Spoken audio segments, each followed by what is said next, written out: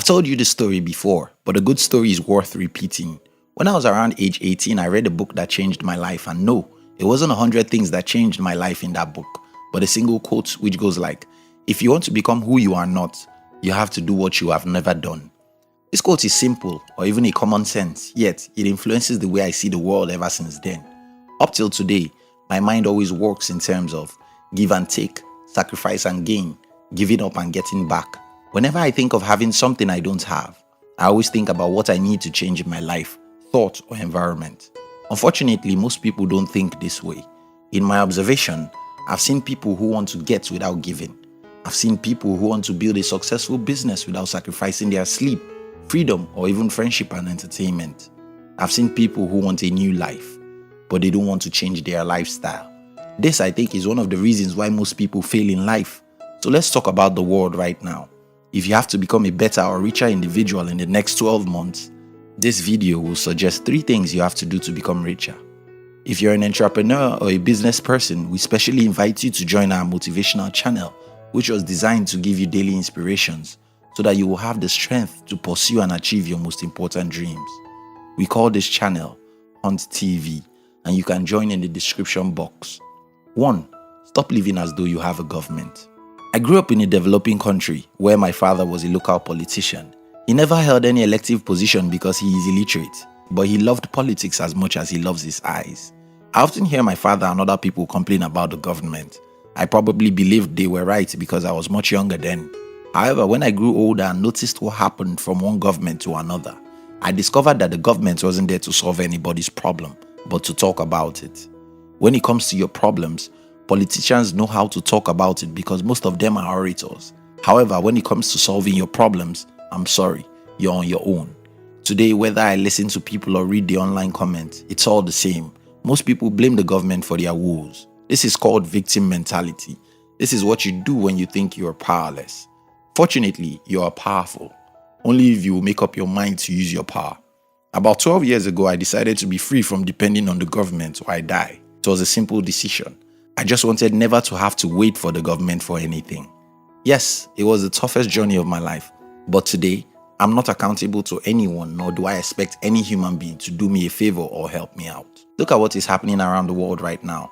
The government of my state, for example, decided to distribute foods to the people who are locked down at home, and they started distributing to these people the food that's not even enough to make them live a single day.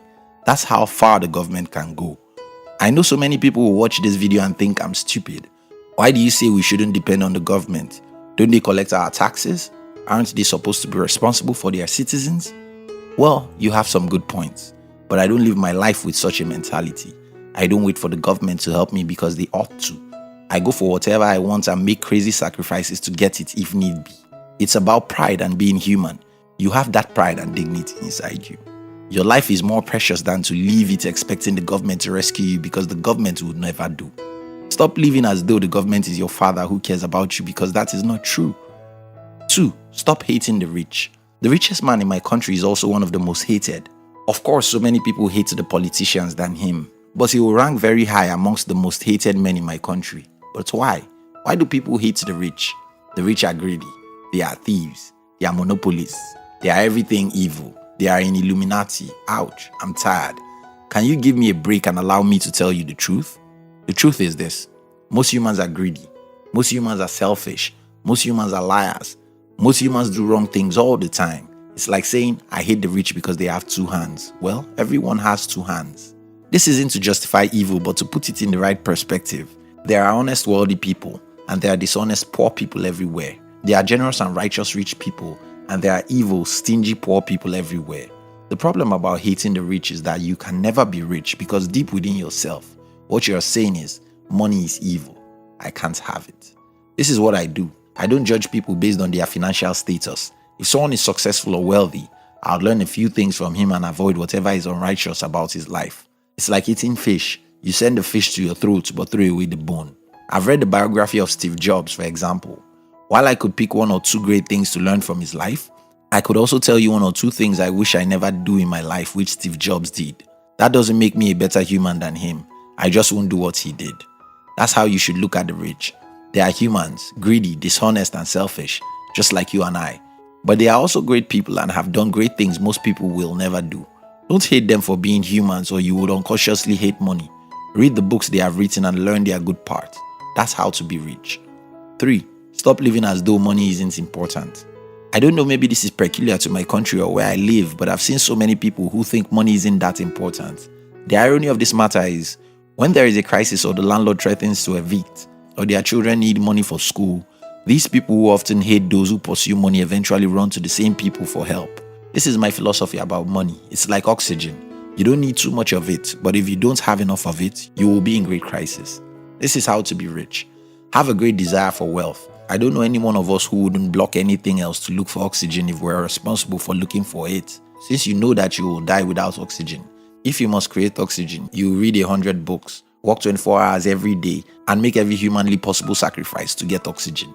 I tell you, money is the next most important thing after your relationship with God and oxygen. Have a strong desire for wealth. Have a little holy desperation. Don't cheat, lie, or kill for money, but learn, read, and study about how money works and sacrifice any worthy thing to be financially free. Stop expecting the government to help you. They are reputable for disappointing people like you. Stop hating the rich. Stop judging them. Know that they are as evil as most humans, but they also have some good lessons you can learn from. Have a strong desire for money and be willing to make righteous sacrifices to have enough money. Like oxygen, you don't need too much money, but if you don't have enough, you will never be happy. And just before you go, watch other videos on YouTube. If you are an entrepreneur or an ambitious person, we invite you to join our motivational channel. The objective of the channel is to give you daily inspiration so that you will have the strength to pursue and achieve your most important dreams. We call this channel Hunt TV, and you can join in the description box. We love you.